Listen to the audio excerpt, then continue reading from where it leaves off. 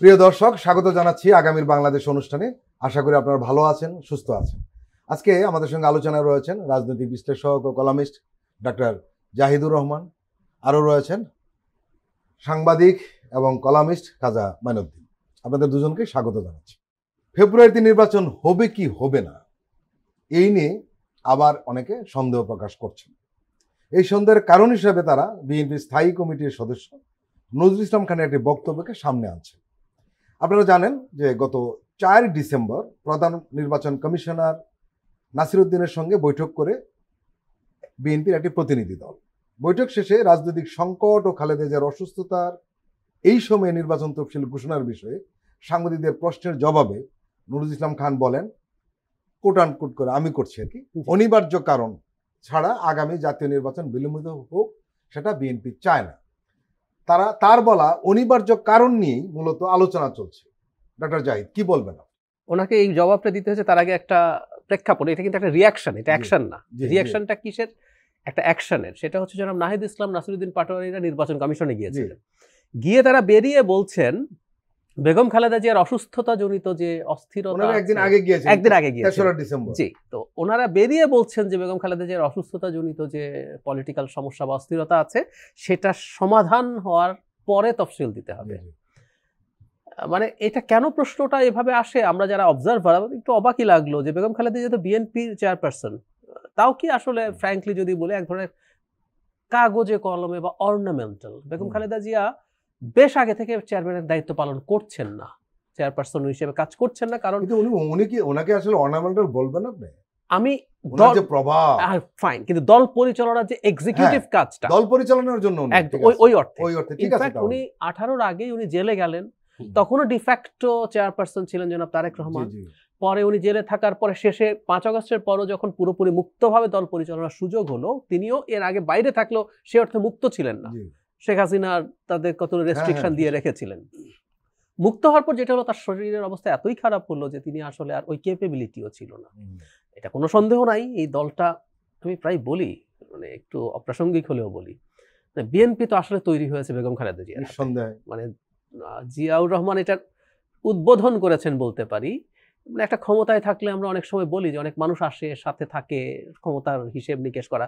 এটা মানুষ দল ক্ষমতা থেকে বাইরে চলে গেল, লড়াই করে একটা দলকে যে রাজনৈতিক দলে পরিণত করা, এটা তো ওনার হাতে হয়েছে। সুতরাং ওনার একটা প্রভাব আছে, থাকবেই। ওনার প্রভাব ওনার দলে না, ওনার প্রভাব এখন বাংলাদেশের সবার উপরেই চলে গেছে। উনি জায়গা আওতা পেরিয়ে গেছেন। কিন্তু যে কথাটা বলছিলাম, উনি বিএনপির এখন পর্যন্ত চেয়ারপারসন, বিএনপি তার জায়গা থেকে কোনো রকম কোনো সমস্যার কথা বলেন। এবং যেহেতু তিনি মূল দায়িত্ব পালন করছেন না, তাই তার অবর্তমানে আমরা খুব ওয়ার্স্ট কেস সিনারিও যদি এভাবে চিন্তা করি, উনি যদি চলেও যান, বিএনপির আসলে সাংগঠনিক ক্ষেত্রে মেজর কোনো সমস্যায় পড়ছে না। কিন্তু সেখানে এসে যখন এনসিপি এ ধরনের আলাপ তুলছে, তখন তো জনগণের মধ্যে কিছুটা না কিছুটা প্রশ্ন তৈরি হয়।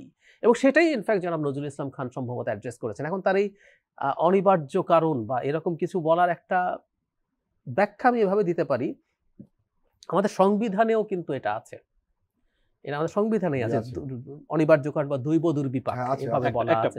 একটা যদি হয় নির্বাচন পেছানো যেতে পারে। তো ওনারা ওই রকম একটা জায়গাকে হয়তো ক্যাজুয়ালি অ্যাড্রেস করতে গেছেন আমার কাছে মনে হয়। কিন্তু আরেকটা জিনিস কিন্তু এগুলো রয়েছে, উনি আসলে এই যে 4 তারিখ গেলেন প্রধান নির্বাচনের কমিশনের সঙ্গে বৈঠক করলেন, কি কারণে করেছেন সেটা কিন্তু স্পষ্ট না। এই কারণে মানুষ আরো গুরুত্ব দিচ্ছে এই অনিবার্য কারণ শব্দ দুটোর উপর। ট্রু, কিন্তু আমরা প্রাথমিকভাবে এটা মনে করতে পারি যে 3 তারিখের রিয়াকশনে তিনি জানিয়ে এসছেন যে বেগম খালেদা জিয়াকে আমরা ধারণা করতে পারি। কারণ বেগম খালেদা জিয়াকে যদি কোনো সমস্যা নির্বাচনীয় হতো, এটা তারাই বলতেন। তারা সম্ভবত এই ব্যাপারে মানে নির্বাচন কমিশনকে বলে এসছে, ওনার শারীরিক অবস্থা যেমনই হোক না কেন, সেটা যেন নির্বাচনের আপনাদের পরিকল্পনায় কোনো ব্যাঘাত তৈরি না করে। সেটা একেবারে এই কথাটা খোলা রাখা হয়তো এই কারণে যে কোনো একটা পরিস্থিতি তৈরি হয় কিনা যে বিএনপি নিজেও কোনো একটা জায়গায় গিয়ে নির্বাচন পেছানো চাইতে পারে। সো এই জায়গাটা খোলা রাখলেন। কিন্তু উনি গেছেন মূলত আমি ধারণা করি বেগম খালেদা জিয়ার ইস্যুতে যেন নির্বাচনী তফসিল পেছানোর মতো কোনো পরিস্থিতি না হয়।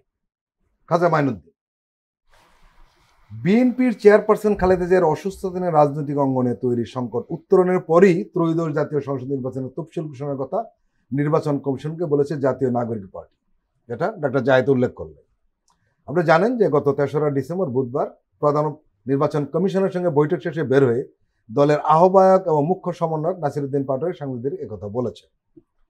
এবং নাসিরউদ্দিন পাটোয়ারি আরেকটু স্পষ্ট করে বলেছেন যে রাজনৈতিক স্থিতিশীলতা আসার পর তফসিল ঘোষণা করলে তখন কাজটা অনেক সহজ হবে। গণতন্ত্রের আপসী নেত্রী খালেদা জিয়া অসুস্থ, ফলে দেশের রাজনৈতিক অঙ্গনে সংকটময় পরিস্থিতি বিরাজ করছে। সংকটগুলো উত্তরণ করে সুন্দরভাবে তফসিল দেওয়ার জন্য তারা নির্বাচন কমিশনকে বলেছে।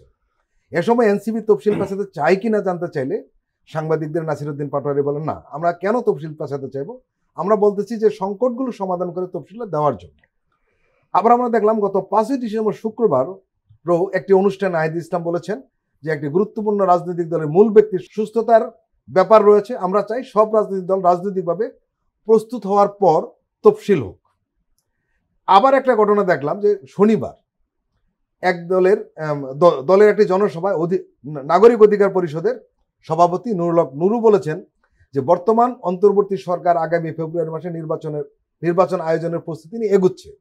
সাবেক প্রধানমন্ত্রী, গণতান্ত্রিক আন্দোলন ও সংগ্রামে লড়াকু আপসের নেত্রী খালেদা জিয়া গুরুতর অসুস্থ থাকা যদি কোনো প্রেক্ষাপট তৈরি হয় নির্বাচন পেছানোর, সেটি হয়তো নির্বাচন কমিশন ও সরকার বিবেচনা করবে, অন্যথায় নির্বাচন ফেব্রুয়ারিতেই হতে হবে। এর মানে এই কথাটা আলোচনা হচ্ছে। এক সেকেন্ড, ভাইয়ের কাছে যাওয়ার আগে আমি একটা ছোট্ট ডাক্তারি তথ্য যোগ করি, ইনসিডেন্টালি, যেহেতু আমি ডাক্তার। বেগম খালেদা যে এখন যে অবস্থায় আছে, এই অবস্থায় উন্নতি না হয়েও একটা মানুষ মাসের পর মাস বেঁচে থাকতে পারে। তো এটা যদি এভাবে চলতে থাকে, উনি স্টেবল আছেন কিন্তু উন্নতি হচ্ছে না, উনি এভাবেই হসপিটালে আছেন, তো আমরা মাসের পর মাস নির্বাচনের তফসিলের ঘোষণা করব না, ব্যাপারটা এইরকম কিনা সেটা হচ্ছে ব্যাপার। এবং কত মাস সেটাও কিন্তু আনসার্টেন, এরপর উনি ভালো হতে পারেন, খারাপ হতে পারেন। জি, যে পরিস্থিতিটি ব্যাখ্যা করলেন এটা আসলে সংকট বনাম কোট আনকোট আস্থার সংকটের ইস্যু। মানে সংকট রিয়াল হতে পারে, সংকট আনরিয়াল হতে পারে, ইমাজিন সংকট হতে পারে। একটা আস্থার সংকট আছে, বরাবরই আছে, বরাবরই ছিল। এবং এখানে এই যে আস্থার সংকটটি যে আছে, মানে একটা কম্পালশন আছে ইলেকশন করতে হবে, দাবি দেওয়া আছে ইলেকশন করতে হবে ফেব্রুয়ারির মধ্যে। কিন্তু আস্থার সংকটটা হলো যে এক এক পার্টি বলতে আমি গোষ্ঠীর কথা বলছি, এক এক গোষ্ঠী এক একভাবে নির্বাচন চেয়েছে। একসময় বিএনপি ডিসেম্বর মাসের মধ্যে নির্বাচন চেয়েছিল, পরে একটা আপসটাপা হয় ফেব্রুয়ারির দিকে নির্বাচন। এনসিপির কথাবার্তায় মোটা দাগে মনে হয় যে নির্বাচন প্রস্তুতিতে কোথাও একটা ঘাটতি টাটতি আছে, এমনি ফর্মালি তারা যাই বলুক না এখন, আমার এটা মনে হয়েছে।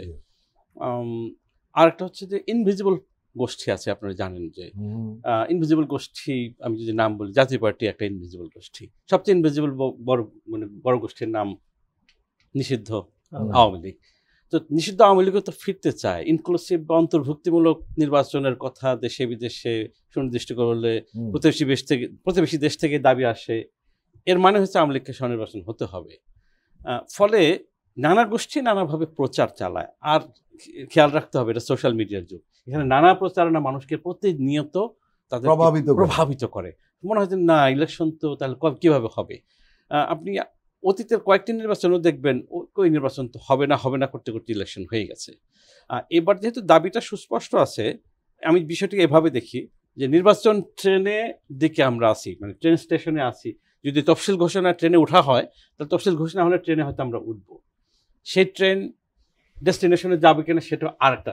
সুতরাং এই যে কথাগুলো, এগুলো থেকেই যাবে। কিন্তু দুঃখজনক সমস্যা হচ্ছে যে রাজনৈতিক গোষ্ঠীগুলো নির্বাচন সম্পর্কে বিভিন্ন দল বিভিন্নভাবে ভাববে, কথা বলবে, সেটা ঠিক আছে, কিন্তু নির্বাচনের বিষয়ে একটা জাতীয় সংলাপ বোধহয় হওয়া দরকার ছিল, রাজনৈতিক সংলাপের কথা বলছি আমি। সেটা হলে পরে এই যে কনফিউশনগুলো, এগুলো হয়তো দূর হতো।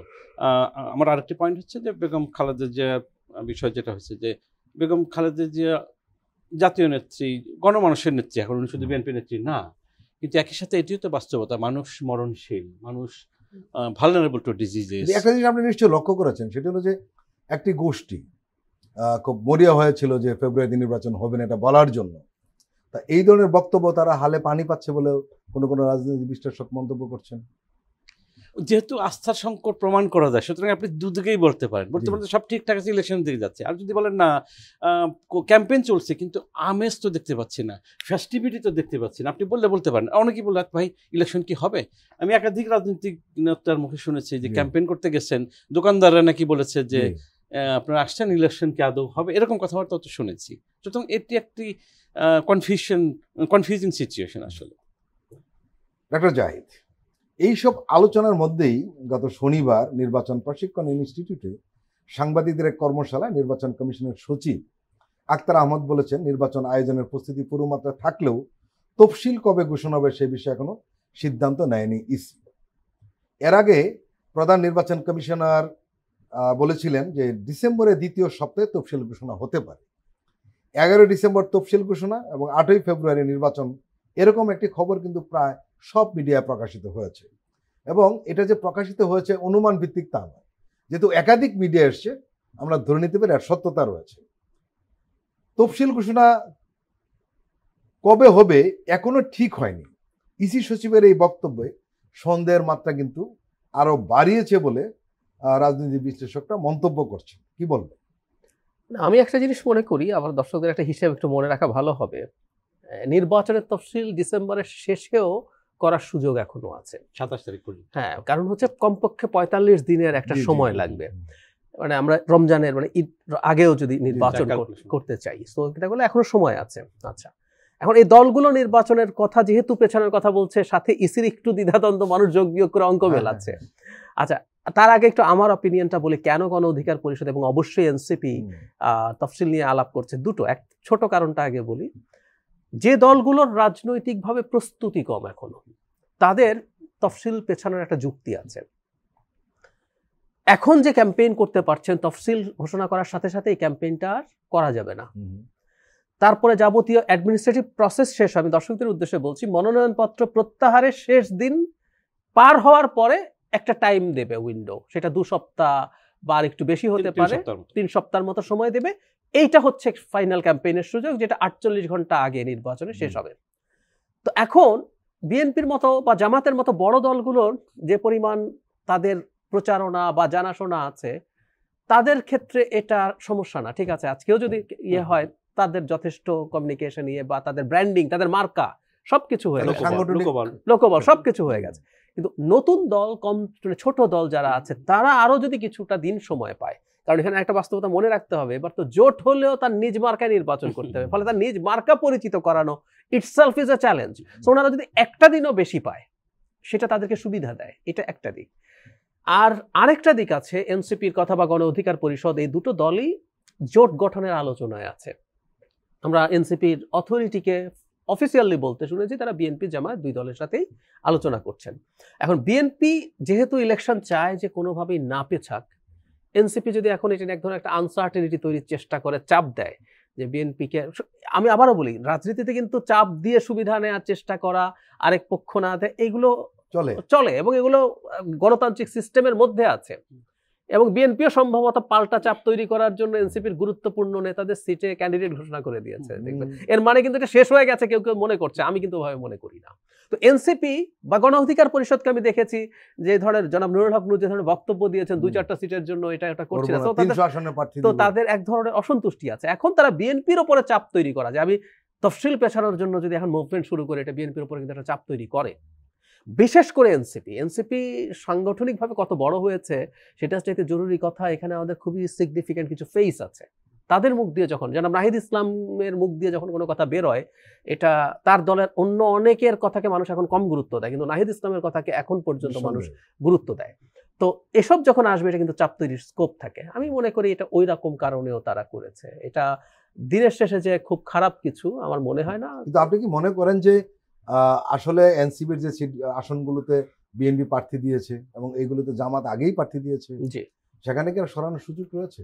আমি মনে আন্ডারস্ট্যান্ডিং হলে টাফ, কোনো সন্দেহ নেই। কারণ একটা লোককে আপনি খাবার দিয়েছেন, সমস্ত পরিবেশনা করা হয়েছে, তার সামনে প্লেট দেওয়া হয়েছে, আপনি প্লেটটা সরিয়ে নেবেন, এটা রিঅ্যাকশন অন্যরকম। আমার একটা ধারণা আছে হলো যে সিটগুলোতে আন্ডারস্ট্যান্ডিং এর স্কোপ এখনো আছে।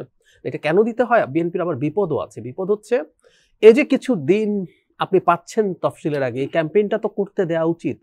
আর যখন আপনি কাউকে স্পেসিফিকলি ঘোষণা করছেন না, বিএনপির বিভিন্ন প্রার্থীর মধ্যে এক ধরনের ক্ল্যাশ হচ্ছে। যাদেরকে দেওয়া হয়েছে এবং যেখানে নেগোসিয়েশনের সুযোগ আছে, আমি মানে ফর্মালিটি আপনি জানবেন না, আমি কারোর কাছ থেকে জানিও নি, তাদেরকে হয়তো দল থেকে বলে দেওয়া আছে যে এটা কিন্তু এটা হতে পারে। তাদেরকে এই ধরনের কন্ডিশন দিয়েই আগে বলা হয়েছিল। না আগে একটু খেয়াল করে, আগে যে 237 সবাইকেই বলেছে সেটা না। ইভেন যেসব সিরিয়াস আসনে, যে এখন ঢাকার কিছু আসন যেগুলোতে ওদের পটেনশিয়াল ক্যান্ডিডেটস আছে, তাকে যাকে দেওয়া হয়েছে আমি ধারণা করি তাদেরকে এটা বলেই দেওয়া হয়েছে। ভাইয়া যেন কি বলছেন? আমি জেনেই বলছি, জি জি, এ বিষয়ে বলা আছে তাদেরকে, এবং পার্টির দিকে সিদ্ধান্ত আছে যদি আন্ডারস্ট্যান্ডিং হয় কয়েকজনকে সরে দিতে পার্টি দ্বিধা করবে না, এই বিষয়ে আমি অবগত। একদম। কিন্তু মির্জা ফখরুল কিন্তু বলেছে যাদেরকে দেওয়া আছে তাদেরকে সরিয়ে দেওয়ার সম্ভাবনা খুবই কম। নেতাকে তো এগুলো বলতে হয়। আর আমি আবারও বলছি, একটু খেয়াল করি, এলসিপি তফসিল নিয়ে চাপ দিচ্ছে, মানে সিটের তো সংখ্যা নিয়ে সমস্যা। আমরা তাত্ত্বিকভাবে ধরে নিলাম বিএনপি বিলো 10, 8-10টা সিট চাচ্ছে সর্বোচ্চ, ওরা 20-12 বেশি। তো এখন বিএনপিও তো এখন পাল্টা চাপ দেওয়ার চেষ্টা করছে হয়তো এইসবের মাধ্যমে, যে আমি একটা মেসেজ দিচ্ছি যে তুমি যদি না আসো আমার কিছু করার নেই। এগুলো এই জন্য মুখে বা বাইরে কিন্তু এরকম অনেক কথাবার্তা বলা হবে আমার মনে হয়। কাজা মাইনুদ্দিন, এখন আবার উল্টো সুর শুনছি জামাতের মুখে। কারণ হলো আপনি জানেন যে জামাত ও এনসিপির ব্যাপারে বিএনপির একটা অভিযোগ ছিল, দল দুটো নির্বাচন পেছাতে চায়। এখন বিএনপির বিরুদ্ধে জামাত আগে অভিযোগ তুলছে। আমরা দেখলাম গত শনিবার সিলেটনগরের আলিয়া মাদ্রাসা মাঠে জামাত ইসলামী সহ 8 দলের যে বিভাগীয় সমাবেশে বিএনপির দিকে ইঙ্গিত করে জামাত ইসলামের আমির ডক্টর শফিকুর রহমান বলেছেন, যারা এতদিন নির্বাচন করে জনগণকে বেহুশ করে তুলেছিলেন, এখন তারা কেউ কেউ ভিন্ন সুরে কথা বলতে শুরু করেছে। তারা বুঝতে পেরেছেন তারা যে সমস্ত কর্মকাণ্ড বাংলাদেশে পরিচালনা করছেন, বাংলাদেশের জনগণ তাদের আগামী নির্বাচন লাল কার্ড দেখানোর জন্য প্রস্তুত হয়ে গিয়েছে। লাল কার্ড বা কর্মকাণ্ড এগুলো রাজনৈতিক কথা, কিন্তু মূল কথা হলো তারা পাল্টা অভিযোগ আনার সুযোগ পাচ্ছেন। কি বলবেন? বিএনপি যে কোনো সময় ইলেকশন হলে ইলেকশন করার সামর্থ্য রাখে, সেটি বাস্তবতা। ডক্টর জাহিদ যেটা বললেন সেটা ঠিক আছে, কিন্তু একই সাথে জামাতের বিরুদ্ধে যে অভিযোগ ছিল সেই বাস্তবতাটি এখন নাই। কারণ হচ্ছে যে জামাত অবশ্যই সময় পেলে আগের যে বাস্তবতা ছিল সেখানে হয়তো জামাত নির্বাচন পিছাতে চাইতো, যেটা এখন এনসিপি বা গণ অধিকার পরিষদের ক্ষেত্রে প্রযোজ্য, যে 7 দিন পেলেও একটু লাভ হয়। জামাতের এটা কেন হয়েছে, জামাত এপ্রিল মাসে ক্যান্ডিডেটকে মাঠে নামিয়ে দিয়েছে, ক্যান্ডিডেটদেরকে। সো তার ক্যান্ডিডেটরা ডোর টু ডোর ক্যাম্পেইন করার সুযোগ পেয়েছে। সুতরাং জামাত নেতারা মনে করছে যে আমি মোটামুটি কাভার করে ফেলেছি এবং রিচ করা হয়ে গেছে মানুষকে, যেহেতু মানে গণসংযোগটা হয়ে গেছে। সো জামাত মনে করছে যে তারা পাশাপাশি ডাকসু, জাকসু, চাকসু, রাকসু এই নির্বাচনগুলো শিবির জেতার কারণে জামাত হয়তো মনে করছে যে মোমেন্টামটা আমাদের পক্ষে আছে, এই মোমেন্টামটা পক্ষে নিয়ে নির্বাচনের মধ্যে যেতে চাচ্ছে, যে কারণে ওই কথাগুলো আসছে। আর জামাত বোধহয় আরেকটা সন্দেহ থেকে এটা বলছে, সেটা হচ্ছে যে যেহেতু বেগম খালেদা জিয়ার অসুস্থতা, অন্যান্য দলের যে ইস্যু, এনসিপি একবার বিএনপির দিকে কথা বলা, আর জামাতের দিকে কথা বলা, আবার ছোট অ্যালায়েন্স করার চেষ্টা করা, সব মিলে জামাত হতে ভাবছে যে কোনো কারণে যদি ইলেকশন পিছিয়ে যায়, অথবা দৈব দুর্বিপাকে বা অ্যাক্ট অফ গড এসব কারণে যদি পিছিয়ে যায়, তাহলে জামাত বোধহয় মনে করছে যে তার অন্যরকম হতে পারে, মোমেন্টামটা ক্ষতিগ্রস্ত হতে পারে। সেই কারণে ওই যে চাপ, আসলে চাপের অংশ, এগুলা রেটোরিক, এগুলা অল যে মিনিংফুল ওয়ার্ডস তা না, রেটোরিক তৈরি করে প্রতিপক্ষের উপর একটু চাপ তৈরি করা। ডক্টর জাহিদ, একটা কথা একটু বলি, সেটি হলো যে আসলে দেশের যে অবস্থা, আমরা মোটামুটি 3 দিনের সম্ভবত একমত হবো যে আসলে নির্বাচন পেছানোর মতো অবস্থা নেই। সেটা হলো কোন রাজনৈতিক দল লাভবান হলো, কোন রাজনৈতিক দল ক্ষতিগ্রস্ত হলো, এর চেয়ে বড় কথা হলো দেশের জন্য নির্বাচনটা প্রয়োজন। এবং আমরা এটা জানি যে অন্তত প্রধান উপদেষ্টা প্রফেসর মোহাম্মদ ইউনূস ফেব্রুয়ারিতে নির্বাচনের ব্যাপারে কিন্তু ওনার কঠোর অবস্থান রয়েছে, এটা নির্বাচনটা করতে হবে। উনি ব্যক্তিগতভাবে চাচ্ছেন নির্বাচন করে এটি নির্বাচিত সরকার হাতে ক্ষমতা দিয়ে উনি চলে যাবেন তার পুরনো কাজ, উনি বারবার এটা বলেছেন। এই মুহূর্তে নির্বাচন পেছালে আসলে কি দেশের লাভ হবে না রাজনৈতিক দলের লাভ হবে? আমার তো মনে কারোই লাভ হবে না। ওই নির্বাচন যদি পেছায় আসলে খুবই মুষ্টিমেয় কিছু মানুষের ব্যক্তিগত লাভ ছাড়া সবার ক্ষতি আছে, এবং আমাদের একটা বিপদ হতে যেতে পারে, সেটা একটু জানাই। আমাদের প্রধান উপদেষ্টা সম্পর্কে একটা মন্তব্য করেছিলেন মির্জা ফখরুল ইসলাম আলমগীর ভারতের এই সময় পত্রিকায়। তিনি ওখানে অনেক কথা বলেছেন, কিছু কথা কিন্তু তিনি প্রতিবাদ করে প্রত্যাহার করেছেন, যেগুলো উনি বলেননি, যে আমার সিটের নেগোসিয়েশন করছে। কিন্তু ওখানে উনি কোট করছেন, এটা আমাদের অনেকের মিস হয়েছে। আমি পরে পার্সোনালি অনেকজনের সাথে কথা বলায় দেখলাম কয়েকটা পার্টির প্রধান, তারাও প্রধান উপদেষ্টাকে এই কথা বলতে শুনেছেন। সেটা হচ্ছে ফেব্রুয়ারিতে যদি নির্বাচন না হয় তিনি ক্ষমতায় থাকবেন, উনি দায়িত্ব ছেড়ে দিয়ে চলে যাবেন। মানে আমরা একটা বিরাট বিপদের দিকে তখন এগিয়ে যাব। ডক্টর ইউনূসের সরকার যোগ করি, আমি আসলে ব্যক্তিগতভাবে গণমাধ্যম কর্মী হিসেবে আমি একেবারে খুব তার কাছের যারা কাজ করেন, সরকারের থেকে কাজ করেন, আমি তাদের কাছে একই কথা শুনেছি। উনি থাকবেন না এটাও আসলে আমরা অ্যাকসেপ্ট করতে পারি না। উনি চলে যাওয়ার পরে এখানে কে দায়িত্বে আসবে, কি হবে না হবে, বাংলাদেশ একটা মেজর আনসার্টেনিটিতে পড়বে, এবং এতে নানা বিদেশি খেলোয়াড় যারা যারা ঢুকে পড়ার চেষ্টা করবে, সেটা ডক্টর ইউনূসের মতো একজন পার্সোনালিটি ছাড়া আসলে ট্যাকেল করা যাবে না, সোজা সাপটা কথা। সো আমাদের মহা বিপদ আছে। আচ্ছা, কাগজে কলমে ধরে নিলাম ডক্টর ইউনূস থাকলেন, রাজি হলেন, এটা তাহলে কবে, কতদিন? বিশ্বাস করুন, অর্থনীতি এমন খারাপ অবস্থায় গেছে, আমি অনেকের সাথে, আমি একদম আমার আগ্রহ থেকে আমি অর্থনীতি বোঝার চেষ্টা করি, তাই খুবই গ্রাসরুট থেকে একেবারে টপ ইন্ডাস্ট্রিয়ালিস্ট অনেকের সাথে আমার কথাবার্তা হয়। আমি ইন্ডাস্ট্রিয়ালিস্টের কথা বাদ দিলাম, খুব স্বাভাবিকভাবেই যেটা হয়, গ্রাসরুটে যারা আছেন, মানুষ যা দাঁতে দাঁত চেপে অপেক্ষা করছে একটা ইলেকশন হওয়ার জন্য, জাস্ট দাঁতে দাঁত চেপে। আমি সিএনজিতে চড়ি প্রচুর, আমি সিএনজি ড্রাইভারদের সাথে কথা বলেছি, আমি পাড়ার মুদি দোকানের সাথে কথা বলেছি, ভ্যানে সবজি বেচে যে অন্য কাজ করতো সে নতুন করে সবজি বিক্রি করছে, তার ওই কাজটার মধ্যে সে আর এখন কাজ পাচ্ছে না, এই রকম করে সে এই জায়গায় চলে গেছে। আমি জিজ্ঞেস করেছি অনেকে, আমাদের বৈদেশিক মুদ্রার রিজার্ভ বিরাট বাড়ছে বলে আমরা খুব খুশি হচ্ছি, এটা ইন্ডিকেট করে আমাদের ইনভেস্টমেন্ট হচ্ছে না, আমাদের ইম্পোর্ট এত কমে গেছে, এরকম নানান ইস্যু আছে, ফলে মানুষ অপেক্ষা করছে। আমি 5 তারিখের পর থেকে, এবং এটা আবার পুরোপুরি ডক্টর ইউনূসের দোষও না, একটা সরকার যেটা অস্থায়ী সেটা যদি এই দেশকে স্বর্গ বানিয়েও ফেলতো তারপরে ইনভেস্টমেন্ট হতো না, কারণ যিনি ইনভেস্টর তিনি ডিসাইড করবেন আমি আসলে যেটার মধ্যে আমি বাস করবো ভবিষ্যতে সেটা কেমন হবে, সেটার সাথে ওর রুলস অফ দ্য গেম কি। হাসিনার সময় লোকজন ব্যবসা করেছে না, করেছে, তো সে কোথায় কোথায় কি কি করতে হবে ম্যানেজ করে করব, ঠিক একইভাবে নেক্সট যে সরকার আসবে তার রুলস অফ দ্য গেম কি সেটা দেখার আগে সে ইনভেস্ট করবে, এটা আপনি আমিও করবো না, স্বাভাবিক। সো এই পরিস্থিতিতে আমরা একটা মারাত্মক ইকোনমিক কলাপস মানে কিন্তু সমাজে আনরেস্ট শুরু হওয়া প্রত্যেকটা জায়গায়। যেমন আমার একটা নিজস্ব তত্ত্ব আছে, একটু এই প্রসঙ্গে বলে ফেলি। 18 সালেই এই গণ অভ্যুত্থান হতে পারতো নিরাপদ সড়ককে কেন্দ্র করে, হয় নাই কেন জানেন? আমার একটা, ওই সময় তো মানুষ আরো বেশি নেমেছিল, ওই সময় রাস্তায় বাচ্চাদেরকে পিটিয়েছিল, একটু খেয়াল করেন। ঢাকা ভার্সিটিতে যে পেটালো ছাত্রলীগ প্রথম দিন, ও তো বাচ্চা ছিল না, ওরা অ্যাডাল্ট ছিল, কিন্তু নিরাপদ সড়কের সময় স্কুলের বাচ্চাদেরকে হেলমেট বাহিনী পিটিয়েছিল। জি জি, আমি নিজে ওই রাস্তায় থেকে দেখেছি, মানুষ রাস্তায় নামে নেই কেন? তখন ঢাকা তো পুরো কার্যত ব্লকড হয়ে গেছিল, সুযোগ ছিল না। আমার একটা তত্ত্ব আছে, সেটা হচ্ছে অর্থনীতি ওই সময় তুলনামূলকভাবে বেটার ছিল। এরপর করোনা আসলো এবং এরপর ডলার ক্রাঞ্চের কারণে অর্থনীতি এমন জায়গায় গেল মানুষের পেটে লাথি পড়েছে। ওর মানে ওই জিনিস কিন্তু মানুষকে ক্ষুব্ধ করে তোলে। ইট হ্যাপেন্স এভরিওয়্যার, প্রত্যেকটা জায়গায়। তিউনিসিয়াতে যে আগুন জ্বলছিল, বোয়াজিজি অবৈধ কাজ করছে কিন্তু ওর ফলের ইয়ে নিয়ে নিছে, আমি এমনি খেতে পাই না, আমি একটা ফেরিওয়ালার মতো ফল বেচি, তুমি আমার এটা নিয়ে যাবা, আগুন লাগিয়ে দিলাম। তার মানে অর্থনীতি যদি খারাপ হয় সেই দেশ আনস্টেবল হয়ে যাবে, আমরা মহা বিপদে পড়বো। প্রত্যেকটা রাজনৈতিক দল ক্ষমতায় যারা আছেন তারা বিপদে পড়বেন, প্রচুর খেলোয়াড় ঢুকবেন, কিছু কিছু লোক, কিছু কিছু বহির্শক্তি, অভ্যন্তরীণ শক্তির লাভ হবে, এছাড়া আর কারো লাভ নেই। আর রাজনৈতিক দলগুলো না একটা ভুল করে অনেক সময়, তারা কোনো একটা ঘটনার পর মনে করে শেখ হাসিনা বলেছিলেন এটা আমাদের আন্দোলনের ফসল 11, বাট হোয়াট হ্যাপেন্ড লেটার, তাই না?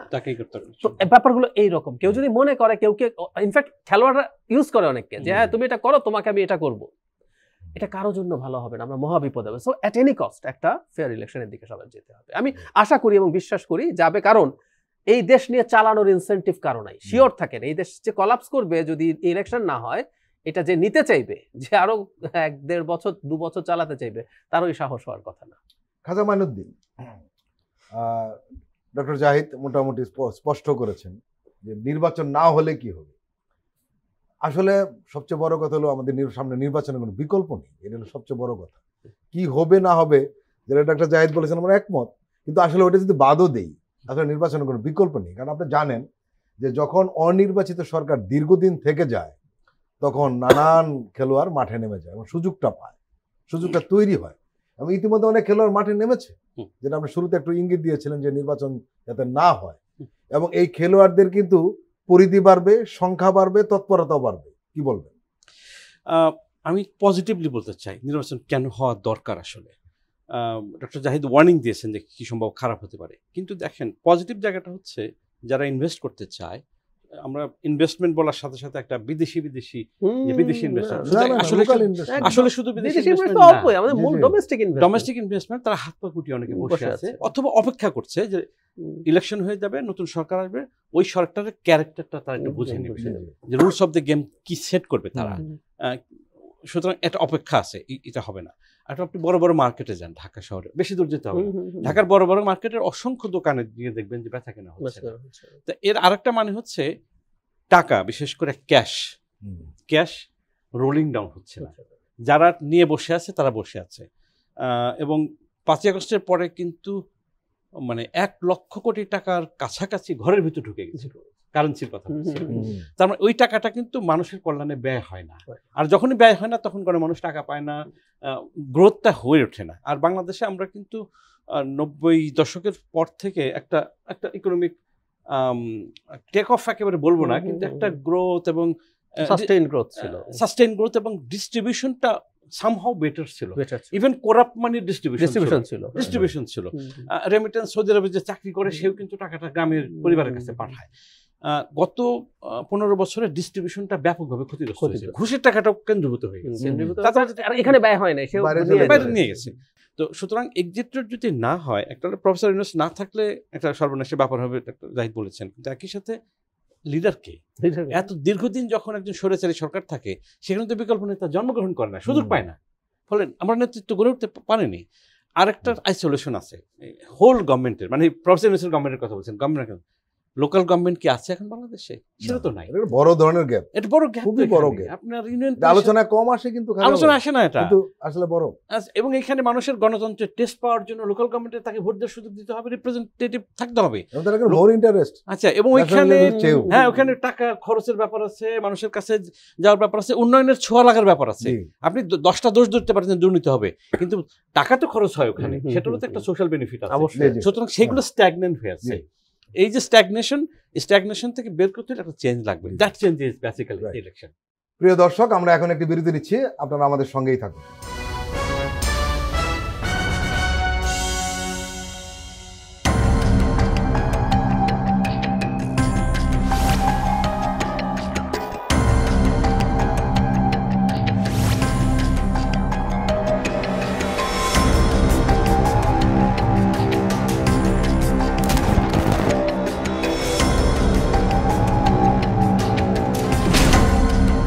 ফ্যাসিবাদের দিনলিপি, গবেষণা ও উপস্থাপনা সাইদ খান, প্রযোজনা আফরোজা সুলতানা ও মামুন মাহমুদ।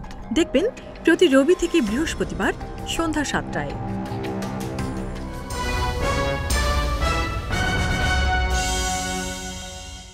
আবারও স্বাগত আগামীর বাংলাদেশ অনুষ্ঠানে। আজকে আমাদের সঙ্গে আলোচনায় রয়েছেন ডক্টর জাহিদুর রহমান, রাজনৈতিক বিশ্লেষক ও কলামিস্ট, রয়েছেন সিনিয়র সাংবাদিক ও কলামিস্ট কাজা মাইনুদ্দিন। ডক্টর জাহিদ, আবার ভারত, শেখ হাসিনা, জয়শঙ্কর। আপনি জানেন যে গণহত্যাকারী ও মৃত্যুদণ্ডে দণ্ডিত শেখ হাসিনাকে নিয়ে ভারতের পররাষ্ট্রমন্ত্রী জয়শঙ্করের একটি বক্তব্য নিয়ে আলোচনা চলছে। জয়শঙ্কর বলেছেন, ভারতে পালিয়ে যাওয়া শেখ হাসিনা সেখানেই থাকবেন কিনা সেই সিদ্ধান্ত একান্ত তার উপর নির্ভর করছে। শনিবার নয়াদিল্লিতে সাংবাদিকদের এক প্রশ্নের জবাবে একথা বলেন তিনি। এখন প্রশ্ন হলো যে শেখ হাসিনা কি ভারতের নাগরিক, যে সেখানে থাকা না থাকা তার ইচ্ছার উপর নির্ভর করবে? কি বলবে? জয়শঙ্কর সম্পর্কে একটু বলা দরকার। ওনাদের ফরেন পলিসি ভারতে কি আছে না আছে এটা আমার সিরিয়াস সমালোচনা আছে, কিন্তু এই ভদ্রলোক অত্যন্ত বুদ্ধিমান, অত্যন্ত চালাক চতুর একজন মানুষ, আমলা, প্রফেশনাল ডিপ্লোম্যাট, এবং চায়নাতেও উনি চায়নাতেও রাষ্ট্রদূত ছিলেন। ভারতের যিনি চায়নায় যান। কিন্তু এই ভদ্রলোকে শেখ হাসিনার প্রশ্নটা যখন করা হয়েছে উনি ফাম্বল করেছেন। ওনার বক্তব্যের মধ্যে বারবার ফাম্বলিং ছিল। আমি এটা নিতে চাই। আপনি যদি ওর টেপ স্ক্রিপ্ট দেখেন, এটা একরকম। এই জন্য একটা কথা বলা হয়, সেটা হচ্ছে কমিউনিকেশনে, যে আমরা যা বলি লিখি তার টেক্সট কনভে করে অনলি 7% অফ দ্য কমিউনিকেশন। আর কারো ভয়েসের আদার্স, যে আপনার ইনফ্লেকশন বলে, যে আপনার স্ট্রেস, ইন্টোনেশন, এগুলো এটা বডির পরে আসছি। ভয়েস যদি শোনেন, আপনি যদি কারোর মেসেজ পড়েন 7%, ফোনে যদি কথা বলেন তার ভয়েস শুনছেন, সো সাথে আরো 38 যোগ হয় 45%। আর কারো যদি সামনাসামনি দেখেন, body language, facial expression, then it becomes 100%। কারণ আপনার টেক্সট পে অনেক কিছু মিথ্যা কথা বলতে পারে, কিন্তু ভয়েস, বডি ল্যাঙ্গুয়েজ, ফেস এগুলো বলে না। এই জন্য হয় কি, একটু অপ্রাসঙ্গিক হলেও যোগ করি, সেটা হচ্ছে যখন দুজন খুব টপ লিডার বসে, এই বডি ল্যাঙ্গুয়েজের স্পেশালিস্টরা বসে দূর থেকে তাদের এটাকে অ্যানালাইজ করার চেষ্টা করে, যে মুখে তো কি বলছে শোনাই যায়। ডক্টর জায়েদ, মিডিয়াতে কিন্তু একটা কথা আছে, সেটা হলো যে যখন লিডাররা বসেন তাদের বডি ল্যাঙ্গুয়েজ যাতে খেয়াল করা হয়, সাংবাদিকদের বলে দেওয়া হয়। হ্যাঁ, বলে দেওয়া হয়। আর ওয়েস্টে তো টপ জায়গা, যেমন ধরুন পুতিন আর ট্রাম্প যখন বসে, পুতিনকে পড়ার জন্য বিরাট স্পেশালিস্ট আছে, আবার ওইদিকে রাশিয়া থেকে বিরাট স্পেশালিস্ট একজন ট্রাম্পকে পড়া বা আগে বাইডেনকে পড়া, এরকম করবে। এটাই নিয়ম। মেরকেলের সাথে একটা বৈঠক আছে পুতিনের, সেই পুতিনের ওই বৈঠক নিয়ে অ্যানালিসিস পাওয়া যায় দুজনের অ্যাটিটিউড দিয়ে। আমি জিনিসটা দেখেছি। জি, আচ্ছা, তো যেটা বলছিলাম, আমি ওনার ফাম্বলিং দেখে একটা জিনিস বুঝতে পারলাম, এবং আমি সাথে যোগ করবো দুই একটা জিনিস। ভারত আসলে শেখ হাসিনা এখানে বিব্রত আছে। এখন মুখে তো এটা বলতে হবে, কারণ তারা এখানে আশ্রয় দিয়েছে। বিব্রত আছে দুটো তিনটে। শেখ হাসিনার রায়ের পর ভারত অত্যন্ত সফট একটা স্টেটমেন্ট দিয়েছে, যেখানে ইঙ্গিতেও বিচার নিয়ে প্রশ্ন তোলার চেষ্টা করে। অবগত আছে এবং বাংলাদেশের সাথে পিপল টু পিপল রিলেশন এগুলো আছে। আমি তার চেয়েও জোর দিতে চাই, ভারতের ডিপ স্টেটের বা সরকারের একটা অংশের মেসেজ আমি একজন ব্যক্তির মুখে খুঁজি। এটা কিন্তু ওই হাই কমিশনার গুলো না, ওরা কিন্তু আওয়ামী লীগ একেবারে সরাসরি বলি। বিনা সিক্রি কথা বলেছেন, পিনাক রঞ্জন, ওনারা আওয়ামী লীগের পেরোলে আছে, আমি শিওর মোটামুটি, এবং শেখ হাসিনার চেয়ে বড় আওয়ামী লীগ। কিন্তু আমি শ্রীরাধা দত্তের কথা বলছি। শ্রীরাধা দত্ত এই রায়ের পর 3টা ইন্টারন্যাশনাল চ্যানেল আমি তাকে খুঁজলাম উনি কি বলছেন। উনি আল জাজিরায় কথা বলেছেন, এবিসি অস্ট্রেলিয়ার কথা বলেছেন, ডয়চে ভেলেতে কথা বলেছেন। অবাক লাগবে অনেকের কাছে, উনি শেখ হাসিনা ভারতে বসে বাংলাদেশের সংঘাতের উস্কানি দিচ্ছেন, এই যে আগুন টাগুন লাগানো হচ্ছে এটা তার উস্কানিতে হচ্ছে, শ্রীরাধা দত্ত বলছেন। উনি বলছেন শেখ হাসিনা স্টেপ ডাউন করা উচিত ছিল অনেক আগেই, তার রাজনীতি লায়াবিলিটি, যদি আমেরিকা ফিরতে হয় তাকে বাদ দিতে হবে, এসব কথাবার্তা শ্রীরাধা দত্ত বলছেন। উনি আসলে ভারতের সরকারেরই এক ধরনের ইনার মানুষ। উনি একসময় বিবেকানন্দ ফাউন্ডেশনের সাউথ এশিয়ার চিফ ছিলেন, এটা বিজেপির থিঙ্ক ট্যাঙ্ক তো বিবেকানন্দ ফাউন্ডেশন। আমি ধারণা করি ভারত আসলে ওনাকে, শেখ হাসিনাকে রাখবে না। একটা আলাপ শোনা যায়, কিন্তু আমি ধারণা করি শেষ পর্যন্ত ওনারা চাইবেন। কারণ হচ্ছে এখন তো কনভিকশন হয়েছে, আপনি যতই বিচারিক প্রক্রিয়ার কথা বলেন, আমাদের অবশ্য একটা বড় শক্তির জায়গা আছে, সেটা হচ্ছে এমনি যে পরিমাণ ডকুমেন্ট গ্লোবালি আছে। আমার মনে পড়ে যখন নেট চলে গেল, আমরা তো অনেক কিছু তো কানেক্টেড ছিলাম না, তখন টিভি দেখতাম, মানে শেখ হাসিনা ওই মুভমেন্টের সময় বলছি, আমি ইন্ডিয়ান চ্যানেলগুলোতে অবাক হয়ে দেখেছি যে আমাদের সাইদকে যে হত্যা করা হচ্ছে, ওরা অবাক হচ্ছে যে এরকম একটা কিলিং কিভাবে হতে পারে, এটা ভারত বলছে। মানে গদি মিডিয়া যেগুলো, তারাও অবাক, এটা দেখিয়ে দেখিয়ে বলছে, এবং তারা অন্য আলাপ করছে যে এটা স্যাবোটাজ প্ল্যান হতে পারে, কিন্তু এরকম একটা কিলিং হচ্ছে, এগুলো তো পৃথিবীর সামনে আছে। জাতিসংঘের একটা অসাধারণ রিপোর্ট আছে মানবাধিকার হাই কমিশনের। তো সব কিছুর পরও না, ভারত এখন কনভিকশনের পর তারা আসলেই চাপে আছে। এবং আমি ওনার ফার্মলিং দেখে, মানে তার মতো এত সিজনড, এত টাফ একজন ডিপ্লোম্যাট এবং এখন ফরেন মিনিস্টার, এটা দেখে আমি মনে করি বলার জন্য উনি বলেছেন, কিন্তু আমরা হয়তো অচিরে দেখতে পারি যে শেখ হাসিনা ভারতে থাকছে না। কারণ শেখ হাসিনা যদি ওখানে থাকেন, বিশেষ করে যদি কথা বলতে থাকেন, সেটা ভারতের সাথে ভবিষ্যৎ নির্বাচিত সরকারের সম্পর্ক খারাপ করবে। কারণ ভবিষ্যৎ নির্বাচিত সরকার যদি মনে করে আমি এগুলো নিয়ে কিছু বলবো না, এই দেশের জনগণ তার খবর করে ফেলবে। সুতরাং ভারতকে বাংলাদেশের সাথে সম্পর্ক যদি ওয়ার্কিং রিলেশনশিপের পর্যায়েও নিতে হয়, কারণ এখানে কিন্তু ইলেকশনে উনি বলেছেন ইলেকশনে যেই আসুক আমরা তার সাথে একটা বেটার হবে বলে আশা করি, যদি তাকে আশা করতে হয়। Sheikh Hasina is a factor. আরেকটা বিষয় সম্ভবত যেটা অনেকে বলছেন, সেটা হলো যে শেখ হাসিনার দিল্লিতে অবস্থান এবং ভারত বাংলাদেশের সম্পর্কের যে কাঁটা হিসেবে তার বিরাজমান ঘটনা ঘটছে, এটা হলো একটা দিক। আরেকটা দিক কিন্তু বিজনেসেও ভারত খুব ক্ষতিগ্রস্ত হচ্ছে, কারণ বাংলাদেশকে অনেকে ছোট বাজার বলে, এত ছোট না, 18 কোটি লোকের বাজার কিন্তু বিশাল বাজার। ছোট বড় বলে না, আমি বিজনেসে একটা কথা বলা হয়, সেটা হচ্ছে মানে একটু বিজনেসের কথা।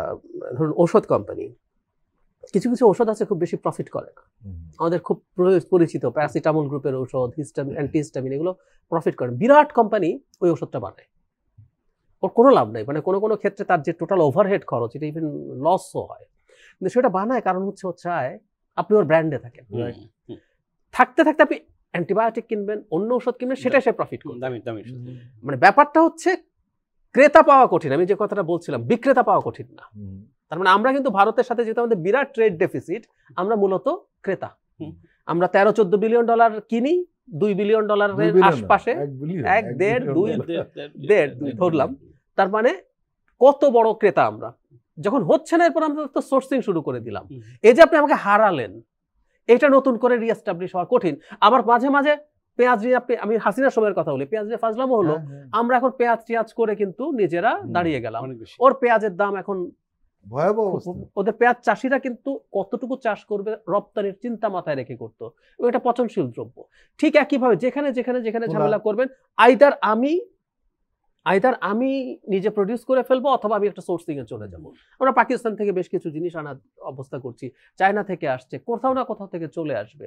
ওদের লস এই জন্য যে এটা যে এখন ফেরত গেলেই ও পেয়ে যাবে, নট নেসেসারিলি। আমি এখন অন্য জায়গায় চলে জানেন, যেটা খবর বেরিয়েছিল তাদের রপ্তানি 42% পেঁয়াজ বাংলাদেশ কিন্তু, ঠিক কোনো কথা না। মানে এখন ওই যে অলরেডি যে লস হয়ে গেছে, মানে আমি এখানে একটু যোগ করি যে রিসেন্টলি আমেরিকা যখন ট্যারিফ দিচ্ছে বিভিন্ন দেশে, একটা সমালোচনা আমেরিকান ইকোনমিস্টরা মানে সমানে করেছেন, যেগুলো করোনা কোনো দেশ কিন্তু বসে থাকবে না, সে অন্য কোথাও না কোথাও থেকে সোর্সিং করে ফেলে, পরে তুমি বাজারটা হারায় ফেলবা। মানে বাজার পাওয়া কিন্তু সোজা না। আর একবার কোনো একটা সাপ্লাই চেনে যখন আনস্টেবল অবস্থা হয়, আপনি ভবিষ্যতে আর কোনোদিন এখানে যখন ভারতে আবার না আমরা খুব ভালো ট্রেড করব, এটা করব, সেটা করব, সস্তায় দেব, আমি তারপর একটা অল্টারনেটিভ সোর্সিং ভবিষ্যতে রাখবো, কারণ আমি জানি তুমি রিলায়েবল সাপ্লায়ার না। সেই কারণেই আসলে ভারতের বিরাট ক্ষতি আছে। এখন এটা কতটা কমানো যায় তাদেরকে সেই চেষ্টা করতে হবে। খাজা মাইনুদ্দিন, একটা বিষয় কিন্তু সামনে আসবেই, সেটা হলো যে ভারতই বাংলাদেশের গণতান্ত্রিক পরিবেশ নষ্ট করেছে শেখ হাসিনাকে বছরের বছর ক্ষমতায় রেখে। বাংলাদেশের জনগণের মতামতকে তারা বৃদ্ধাঙ্গুলি দেখিয়ে ভারতের সহায়তা এতদিন মূলত শেখ হাসিনা ক্ষমতায় ছিলেন। এই যে মানুষের উপলব্ধি, এই উপলব্ধি কিন্তু এখন সবারই, একেবারে শিক্ষিত রাজনৈতিক বিশ্লেষক থেকে শুরু করে একদম গ্রামের একজন সাধারণ মানুষও বুঝে যে ভারতের কারণেই শেখ হাসিনা দেশে এতদিন শাসন করেছে। এখন প্রশ্ন হলো যে সেই শেখ হাসিনাকে সামনে রেখে বা তাকে সামনে রেখে, যেটা ডাক্তার জাহিদ ভালো বলেছিলেন, তার মুখ খোলা রেখে আদৌ কি দুদেশের সম্পর্ক স্বাভাবিক হতে পারে? এটার প্রথমত স্ট্রেট কোনো সুযোগ নেই। শেখ হাসিনাকে খুব অ্যাক্টিভ রেখে ভালো সম্পর্কের কোনো সুযোগ নেই। কিন্তু ভারতের ভিতরে আমি 3টে অপিনিয়ন দেখতে পাচ্ছি। একটা হচ্ছে আপনি বললেন যেটা সাধারণ মানুষ যারা ব্যবসায় জড়িত ছিল বাংলাদেশের সাথে, এবারে একটা দুটা আইটেম না, শুধু ফিনিশড গুডেরও ব্যাপার না, সার্ভিস প্রচুর সার্ভিস আছে, চিকিৎসা, বেড়ানো, শিক্ষা, পেরিশেবল কমোডিটি আছে মধ্যে, তারপরে মেডিকেল ট্যুরিজম আছে, এমনি ট্যুরিজম আছে। হ্যাঁ, ফলে নানাভাবে ভারতের বেশ কিছু মানুষ ক্ষতিগ্রস্ত হয়েছে, এবং যারা ক্ষতিগ্রস্ত হয়েছে তাদের অনেকে আবার শেখ হাসিনাকে একটু অবসেস ছিলেন এক সময়। এখন তারা দেখছে যে এই অবসেশনটা ঠিক না, সুতরাং এই গোষ্ঠীটা বিরূপ, মানে ইন্ডিয়ান ফরেন পলিসির ব্যাপার তারা ক্রিটিক্যাল হয়ে যাচ্ছে, আর একটু হবে। আর 2 নম্বর হচ্ছে ইন্টেলিজেন্সের একটা অংশ, যারা শেখ হাসিনার ব্যাপারে একটু একটু করে ক্রিটিক্যাল হওয়া শুরু করেছে, খেয়াল করেছে। আর এস্টাবলিশমেন্টের আর একটা অপিনিয়ন, তারা যে ভুল টুল হোক আগে যেটা করে ফেলছে, একটা সুপিরিয়রিটি ডমিনেন্স নিয়ে এতদিন ধরে ছিল, সেটা তো ভালোই লাগে, একটা এম্পায়ার ছিল, খারাপ সেটা তো এম্পায়ার, একটা কলোনি ছিল, এবং এটা ওই এম্পায়ার রাজত্ব হারানোর মতো ইন্ডিয়ার অবস্থাটা হয়ে গেছে, বাংলাদেশের রাজত্বটা হারিয়ে গেছে। এখন সেই রাজত্ব পুনরুদ্ধার না হোক, রাজত্বের কাছাকাছি কিছু একটা পুনরুদ্ধারের চেষ্টা তো থাকবে, অন্তত সুসম্পর্ক।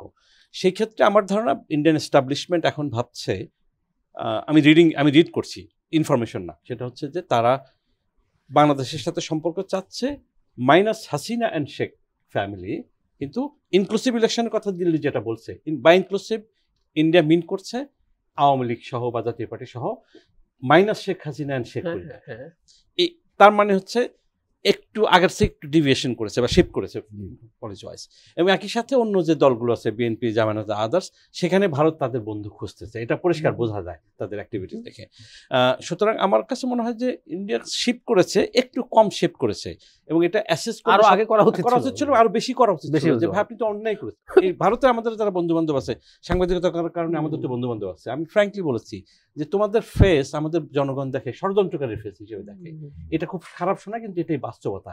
এই তুমি ষড়যন্ত্রকারীর ফেস যদি চেঞ্জ করতে চাও, তাহলে কারেক্ট করতে হবে যে না, ঠিক আছে, ভুল হয়েছে, উই আর সরি, আমরা এখন থেকে জনগণের সাথে, ভারতের জনগণের সাথে বাংলাদেশের জনগণের সম্পর্ক রক্ষা করব, এবং আমরা সোভরেন ইকুয়াল ডিগনিটির বেসিসে আমরা বাইলেটারাল রিলেশন মেনটেন করব। সুতরাং আগের জায়গায় যাওয়ার কোনো সুযোগ নাই। আর শেখ হাসিনার মুখটা চালু রেখে ভারতের সাথে ভালো সম্পর্ক একেবারেই সম্ভব না। এর মানে কি দাঁড়ালো, শেখ হাসিনা ভারতের একটা বার্ডেন হয়ে দাঁড়িয়েছে? বার্ডেন হয়ে দাঁড়িয়েছে, কিন্তু তিনি যেহেতু রাজকীয় মেহমান এখন পর্যন্ত, এবং যেভাবে সার্ভিস দিয়েছে, ফেলে দেওয়া যাবে না। ফেলে দিলে তো ইন্ডিয়ার জন্য ক্ষতি হবে। ভবিষ্যতে আপনি বাংলাদেশে বা এই রিজিয়নে কেউ ভারতকে এই সার্ভিস দিবেন না, অনুগত বান্দা পাওয়া যাবে না। খালি বাংলাদেশে না, অন্যান্য দেশেও সবাই হাসিনাকে কিন্তু দেখছে ভারত কি করছে না করছে। আমরা আবার একটু রাজনীতিতে আসি। ডাক্তার জাহিদ, জানেন আপনি যে আমাদের দেশে নির্বাচনে জোট বা সমঝোতা একটা জনপ্রিয় বিষয়, এবং অতীতে আমরা দেখেছি এতে অনেক রাজনৈতিক দল বা জোট ভালো ফলও পেয়েছে। এবার কিন্তু সেই নির্বাচনের জোটটা ঠিক জমে উঠছে না। জামাত ইসলাম প্রতিদিন একটা জোট করেছে, এটা মোটামুটি একটা সুসংগঠিত হয়েছে। বিএনপি যাদের সাথে ছিল, আসলে বিএনপি খুব ছোট দলগুলোর সঙ্গে ছিল, যাদের ভোট ব্যাংকটা সেরকম না। অনেকের ভালো ফেস রয়েছে, কিন্তু ভোট ব্যাংকের ব্যাপারে তারা দুর্বল, যার কারণে বিএনপি তাদেরকে সব আসনে দিতে পারছে না।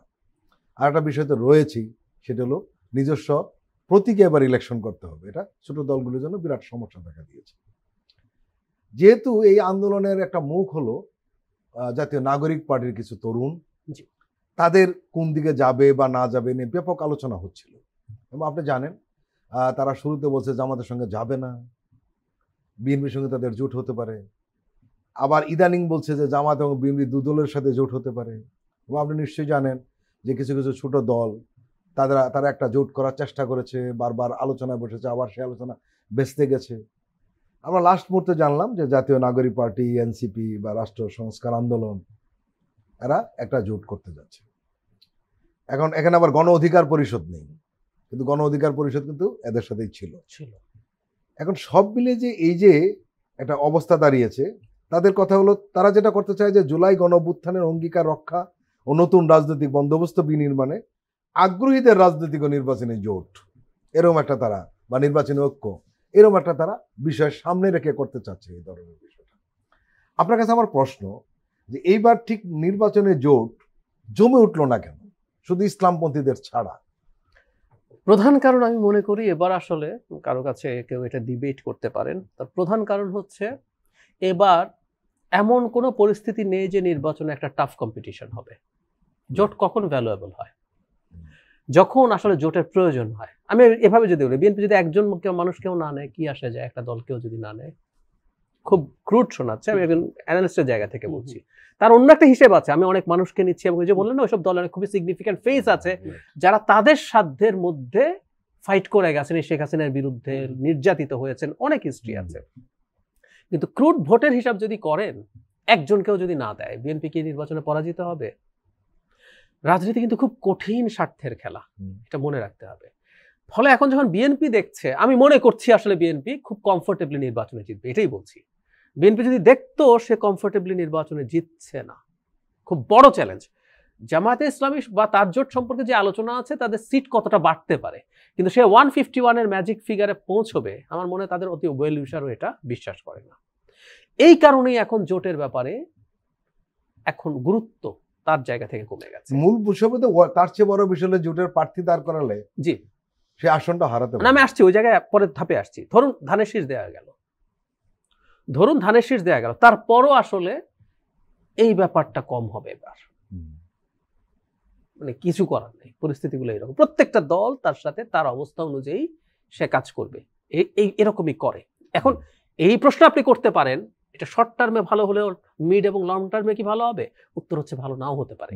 কারণ জোটের কেউ বেরিয়ে গিয়ে, বিএনপির জোটের দীর্ঘ সময় থেকে একজন দল থেকে বেরিয়ে গিয়ে বলছেন তারা বিট্রিয়ালের অভিযোগ আনছেন, এগুলো কিন্তু মানুষের কাছে আসবে যে তুমি তোমার প্রয়োজন যখন ছিল, যখন তুমি বিপদে ছিলা, তখন তুমি এদেরকে রেখেছো, এখন যখন তোমার সামনে ভালো ভবিষ্যৎ আসছে তুমি এদেরকে ছেড়ে দিচ্ছ, এদেরকে ডেপ্রাইভ করছো, এই অভিযোগ আসতে পারে। তো সুতরাং শর্ট টার্মে অন্তত হয়তো তারা এভাবে ভাবছে। তারপর আপনি যেটা বলেন, উইচ ইজ ভেরি রাইট, এখন যখন নিজের মার্কায় তারা নির্বাচন করতে হবে, এটা যদি হয়ে থাকে অনেকগুলো সিট হারাবে। বিশেষ করে যে সিটগুলো ছাড়বে, এই সিটগুলোতে আমি ধারণা করি স্বতন্ত্রকে বিএনপি নিউট্রাল করতে পারবেই না, মানে বহিষ্কার করলেও পারবে না। কারণ যিনি স্বতন্ত্র আছেন তিনি দেখছেন আমি এখানে জিতে যাওয়ার সমূহ সম্ভাবনা আছে, এবং আমাদের ঐতিহ্য হচ্ছে জিতে গেলে আবার দল নিয়ে নিতে পারে। তো আপনি নিয়ে নেই, আচ্ছা পারে, ঠিক নয়, না নিলেও তো আপনি এমপি তো হয়ে গেলেন। এই নির্বাচনে না নিলে পরের নির্বাচনে আপনি বলতে পারেন যে আমি স্বতন্ত্র দাঁড়িয়ে জিতেছি, তো আমার এই পরিমাণ স্বতন্ত্র সমর্থন কিন্তু বিরাট ব্যাপার। আপনি একটা মার্কা নিয়ে জিতলেন আর স্বতন্ত্র জেতা, মানে আপনি জিতলেন, আপনার একটা বিরাট বার্গেনিং পাওয়ার তৈরি হয়। সুতরাং এইসব ইস্যু চিন্তা করেই সম্ভবত তারা এবার করছেন আর কি, জোটের ক্ষেত্রে। আর তো এনসিপি কি যে ধরনের তৎপরতা চালাচ্ছে, আদৌ কোনো লাভ হবে? এনসিপির তৎপরতার কারণটাকে আমরা একটু খোঁজার চেষ্টা করি। প্রথম হচ্ছে এনসিপি দুটো দলের অপশন আসলে এনসিপির আছে বলে আমার মনে হয় না। এনসিপি বিএনপির সাথে স্কোপ ছিল, তারা একটা মধ্যপন্থী দল। এনসিপিকে আবার জামাতের খুব প্রয়োজন ছিল। এনসিপি বলি, এবি পার্টি বলি, বা গণ অধিকার পরিষদ, রাষ্ট্র সংস্কার, সবাইকে। কারণ জামাত যে জোটটা তৈরি করেছে সেটা মূলত ইসলামিস্টদের জোট। ওর মধ্যে আরো দুইটা খুবই ছোট দল আছে, মূল পার্টিগুলো কিন্তু ইসলামিস্ট। এখন বাংলাদেশে একটা ইসলামী মোর্চা তৈরি হচ্ছে, এর মধ্যে একটা খুবই গুরুত্বপূর্ণ কথা আছে। জামাত তার এক ধরনের লিবারেল অ্যাটিটিউড দেখাতে চাইছে, কিন্তু এই মোর্চার মধ্যে খুবই কট্টর ইসলামী দল আছে, যাদের কোনো নেতা টিভি টক শোতে আসার আগে নিশ্চিত হন ওখানে কোনো নারী থাকবেন না।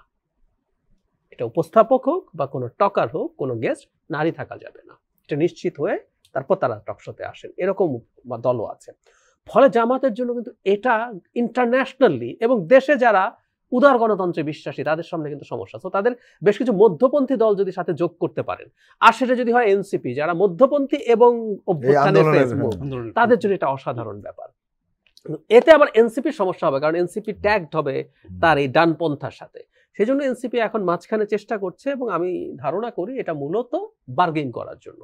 বিএনপির সাথেই তো তারা বার্গেইন করবে করছিল, সাথে যদি এরকম আরো দুটো দল থাকে সবার জন্য সুবিধা আছে। 3টা দল আমরা কম্বাইন্ডলি একটা সিদ্ধান্ত নিলাম যে আমার আমার আমার এই ঈদের ক্ষেত্রে এতজন, এটা দিলে আমরা সবাই যাব তোমার সাথে, না হয় আমরা কেউ যাব না। এরকম একটা বার্গেইনের জন্য সম্ভবত এটা হচ্ছে, এবং এনসিপি চেষ্টা করবে। এবং এখানে একটা সুবিধা আছে, এখানে নেতৃত্ব এক ধরনের এনসিপির হাতে আছে। এনসিপি হয়তো আরো 2-4টা দলকে বাড়ানোর চেষ্টা করবে। এর মানে আপনার মূল কথা কি? বার্গেনিং আমার মনে হয়। কারণ এইভাবে জোট করে ওরা নির্বাচন যদি করতে যান, খুব বেশি ডিফারেন্স কিছু আসলে হবে না। খাজা মাইনুদ্দিন, জামাত ইসলামের রাজনীতি নিয়ে এবার ব্যাপক আলোচনা হচ্ছে। তাদের প্রার্থী দেওয়া, তাদের তৎপরতা, ব্র্যান্ডিং করা ইত্যাদি ইত্যাদি। এবং আপনি শুরুতে বলছিলেন অনেক আগে তারা প্রার্থী দেওয়ার কারণে তারা কিছুটা সুবিধা পেয়েছে, অন্তত তার দলকে ও মার্কাকে সাধারণ মানুষের মধ্যে পরিচিত করতে পেরেছে। সংখ্যালঘু প্রার্থী নিয়ে জামাতে ব্যাপক আলোচনা হচ্ছে ব্যাপকভাবে। এখানে দুটো বিষয় জামাত সমালোচনার সম্মুখীন হয়েছিল শুরুতে। একটি হলো যে জামাতের কোনো সংখ্যালঘু প্রার্থী নেই কেন, আরেকটা হলো নারী প্রার্থী নেই কেন। নারী প্রার্থীর ব্যাপারে এখন আমরা জানি না তারা দিবে কিনা, কিন্তু আমরা দেখলাম সংখ্যালঘু প্রার্থী তারা একজন দিয়েছেন, এবং এটা পক্ষে বিপক্ষে আবার আলোচনা সমালোচনা শুরু হয়েছে। আপনি জানেন যেটা বিএনপি হোক জামাত হোক, আমার মতো না হলেই আমি রেগে যাই, এমন একটা অবস্থা আমাদের দেশের বিষয়গুলো সোশ্যাল মিডিয়ার সাথে এটা বেশি হয়েছে। যারা বলছিলেন যে জামাত কেন সংখ্যালঘু প্রার্থী দেয় নাই, তারা আবার এখন সংখ্যালঘু প্রার্থী দেওয়ার ব্যাপারে এটা নিয়ে আলাদা সমালোচনা করছে।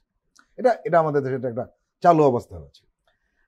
আমি এই কথাগুলো বলার অর্থ হলো জামাত তার রাজনৈতিক প্যাটার্ন অনেকখানি পাল্টে দিচ্ছে বলে কেউ কেউ বলছেন। আপনার কি মনে হয়? জামাত যখনই মানে ক্ষমতাকে চেস করছে, তখন তো তার একটা মডারেট ফেস, মানে জামাত সম্পর্কে যে পারসেপশনটা ছিল, জামাত তো সেই পারসেপশনটা তো নিশ্চয়ই চেঞ্জ করতে চায়। কিন্তু জামাত একটা কট্টরপন্থী দল না, জামাত একটা ইসলামিক দল, কিন্তু একেবারে কট্টরপন্থী দল না, এই ধারণা দেশে বিদেশে জামাত এটা দিতে চায়। ফলে জামাত, আপনি খেয়াল করবেন যে 80-90-এর দশকের বিএনপির যে ইডিওলজিক্যাল স্ট্যান্ড পয়েন্ট, ওর কিছুটা জামাত সম্প্রতি নিয়ে নিয়েছে, এবং যার ফলাফল হচ্ছে ওই ডাকসু ওইসব নির্বাচনে আমরা কিছুটা দেখেছি।